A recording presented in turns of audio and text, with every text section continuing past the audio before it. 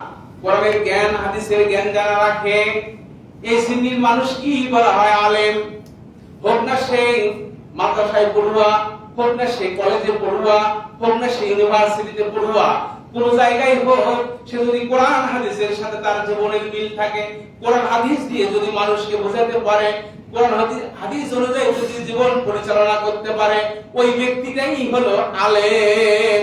বলেন সুবহানাল্লাহ।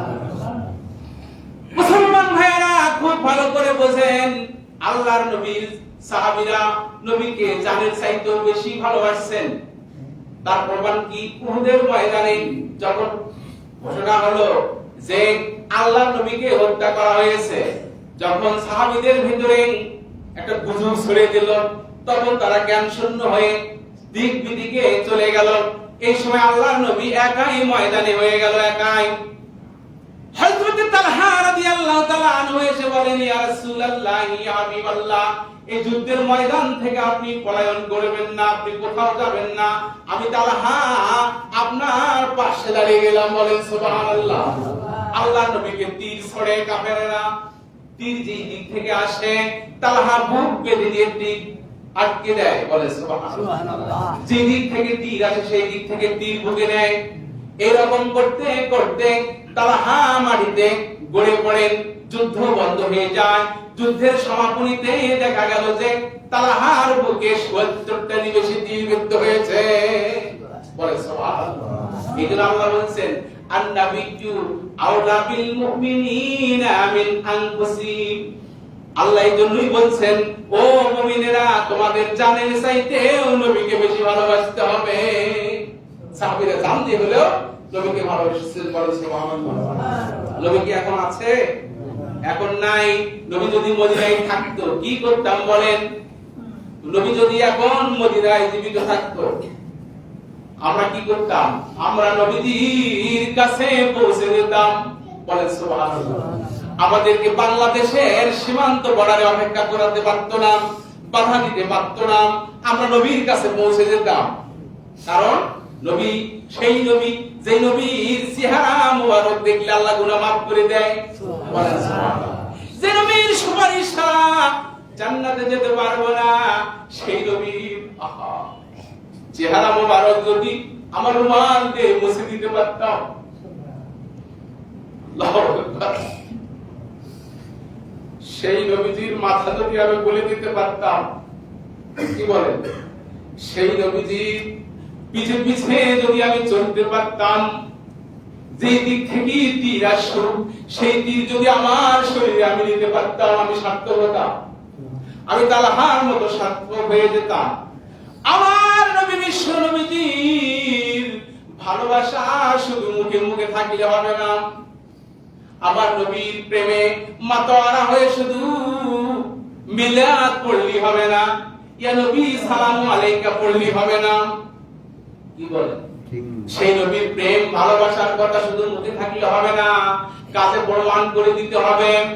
আমাদের দেশে মুসলমানেরা এমন অবস্থা, নবীর প্রেম ভালোবাসা শুধু মুখে, তারা লেখে আশিকে রাসূল, তারা মুহিব্বিন, অনেক ভালোবাসার মানুষ, কিন্তু নবী যে কাজগুলো করে গেছেন সেই কাজগুলো করতে তারা রাজি নয়। শুধু মিলাদ পড়বে আর খাবে। কি কি বলেন? এমনটা আছে না নাই? আমরা নবীর উপর দরুদ পড়ব, নবী যে কাজগুলো করে গেছেন সেই কাজগুলো কাটায় কাটায় করার চেষ্টা করব। কথা ঠিক কিনা? কারণ রাসূলের অনুসরণ করা ফরজ। কি কথা ঠিক কিনা? মুসলমান ভাইরা, এখানে যারা উপস্থিত হয়েছেন, মা ছাড়া কেউ দুনিয়াতে আসছেন নাকি বলেন? বাবা ছাড়া কেউ আসছেন নাকি? বাবা মার মাধ্যমে আমরা এই দুনিয়া আসছি। বলেন তো, মা সন্তানকে ভালোবাসে কি বাসে না বলুন? খুব ভালোবাসে। মা কোনদিন কি বলছে আমি আমার ছেলেকে ভালোবাসি? বলে নাই। কিন্তু ছেলেটা যেদিন অসুস্থ হয় সেই দিন মা, যেদিন সন্তান অসুস্থ হয় মায়ের চোখে ঘুম থাকে না। কি বলে? মা তাহাজ্জুদের বিছানায় বসে যায়, আল্লাহর কাছে দোয়া করে, আল্লাহ তুমি আমার সন্তানটাকে সুস্থ করে দাও। বলেন সুবহানাল্লাহ। রোগ যদি কঠিন হয়, কঠিন ব্যাধি হয়, মা চোখের পানি ছেড়ে দিয়ে কেঁদে কেঁদে মাওলাকে ডাকতে বলে, মাওলা রে, তুমি যে হায়াত আমাকে দিয়েছো, আমার হায়াত থেকে হলেও আমার সন্তানকে তুমি আমার হায়াত থেকে নিয়ে আমার সন্তানের আয়ুষ্কালটা তুমি বৃদ্ধি করে দাও। মা কোনদিন বলে না যে আমার সন্তানটাকে আমি খুব ভালোবাসি, কিন্তু মা কাজে করবে দেখায় যে আমি আমার সন্তানকে খুব ভালোবাসি। মুসলমান ভাইরা, এই কথাটুকু কেন বললাম? বললাম এই জন্য যে আমরা 95% মুসলমানের দেশে, এই মুসলমানের দেশে নবী প্রেমিকের অভাব নাই, নবীর ভালোবাসার মানুষের অভাব নাই, কিন্তু নবী যে কাজগুলো করে গেছে সবগুলো কাজ করতে তারা রাজি নয়। আসলে নাই মুসলমান ভাইরা খুব ভালো করে বোঝেন, আমাদের দেশে টুপি দাড়ি পাঞ্জাবি ওলা মানুষের অভাব আছে নাকি? আমাদের দেশে 5 ওয়াক্ত নামাজের অভাব আছে নাকি? আমাদের দেশে ইমানদার মানুষের অভাব নাই। অনেক আলেম ওলামা আছে, আল্লাহর নবী সব বিষয় অনুসরণ করতে রাজি নয়। আসলে নাই? অনেক আছে। একটু বুঝাই দেই, শুনুন, একটু ধরে দেই। মুসলমান ভাইয়েরা, এই নামাজ পড়া কার হুকুম? তরিকা কার? নবী। নামাজ পড়া আল্লাহর হুকুম, তরিকা হলো নবী। নবীর সিস্টেমে নামাজ হওয়া লাগবে, পীরের সিস্টেমে নয়, ওই ইমামের খতিবের সিস্টেমে নয়। কার সিস্টেম? নবীর সিস্টেমে নামাজ হওয়া লাগবে।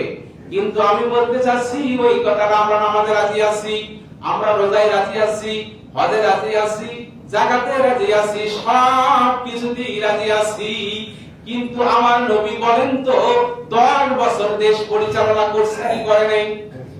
আওয়াজ করে বলেন। আল্লাহর নবী মক্কাতুল মুকাররমা থেকে মদিনাতুল মুনাওয়ারায় যখন উপস্থিত হয়েছেন, আল্লাহ রাব্বুল আলামিন নবীকে রাষ্ট্রীয় ক্ষমতা দান করেছেন। আমার নবী স্বয়ং নিজে 10 বছর রাষ্ট্র পরিচালনা করেছেন। আবার নবী দেশ পরিচালনা করেছেন। আমাদের দেশে মুহিব্বিন, ভালোবাসা, নবী প্রেমিকের অভাব নাই, কিন্তু দেশ পরিচালনা করার ব্যাপারে একটু কথাও তারা বলে না।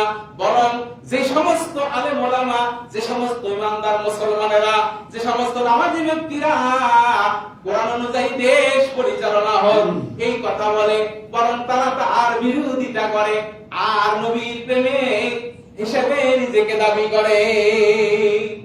কি কথা ঠিক কিনা?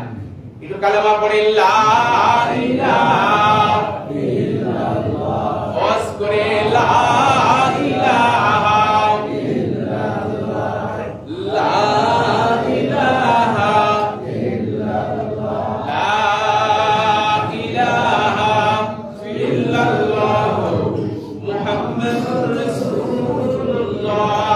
পড়ে দিন সাল্লাল্লাহু আলাইহি ওয়াসাল্লাম। মুসলমান ভাইরা, আমরা নবীর অনুসরণ করব। অনুসরণ করাটা কি? ফরজ। অনুসরণ করাটা কি? ফরজ। নবীর কথার সাথে যদি আপনার কথার মিল না হয়, বলেন তো অনুসরণ হলো? নবীর কথার সাথে যদি আপনার কথার মিল না হয়, চিন্তার সাথে যদি আপনার চিন্তার মিল না হয়, আপনি নবীর উম্মত হতে পারবেন না, আপনি জান্নাতে যেতে পারবেন না। কারণ যুগে যুগে যত পয়গম্বর আসছে, সব পয়গম্বরের উম্মতেরা যারা নবীর অনুসরণ করছে তারা জান্নাতি, আর যারা অনুসরণ করে নাই তারা জাহান্নামী। কি কথা ঠিক কি না? আর তাম পৃথিবীতে এখন মানুষ কত? প্রায় 800 কোটি। তাম পৃথিবী 800 কোটি, তার ভিতরে 250 কোটি খ্রিস্টান। কত? 250 কোটি খ্রিস্টান। এই খ্রিস্টানদের একজন নবী আছে, আছে না নাই? নাম কি? ঈসা। নাম কি? ঈসা আলাইহিস সালাম। তাদের একটা কিতাব আছে, নাম কি? ইনজিল। ইনজিল কি না? ইনজিল কিতাব আছে। তাদের একজন নবী ছিল। বলেন তো, আপনাদের কাছ থেকে আমি জানতে চাচ্ছি, বলেন এখন তামাম পৃথিবীতে যে 250 কোটি খ্রিস্টান আছে, বলেন এই খ্রিস্টান গুলো জান্নাতি না জাহান্নামী? 250 কোটি খ্রিস্টান তারা জাহান্নামী। হয়তো বলবেন হুজুর কোথায় পাইলেন? আল্লাহ পাক বলেছেন, ও আমার বান্দারা শোনো, যেই যুগে যেই নবী গেছে ওই নবীর অনুসরণ যারা করবে না, ওই লোকগুলোই তারা জাহান্নামী হবে। কি কথা ঠিক কি না? কারণ এই পৃথিবীতে 250 কোটি খ্রিস্টান আছে, নবী ঈসার কথার সাথে তাদের কথার মিল নাই। আছে নাকি? হযরত ঈসা আলাইহিস সালাম মায়ের পেটে থেকে যখন আসছেন, একদিন বয়স, সেই দিন ঈসা নবীর মাকে তারা আক্রমণ করেছিল, বলেছিল যে কি করেছো, এটা কোন অবস্থা, এই ব্যভিচারী কোথায় করেছো? হযরত মারিয়াম চুপ করে থাকে, কার নির্দেশে? আল্লাহর নির্দেশে।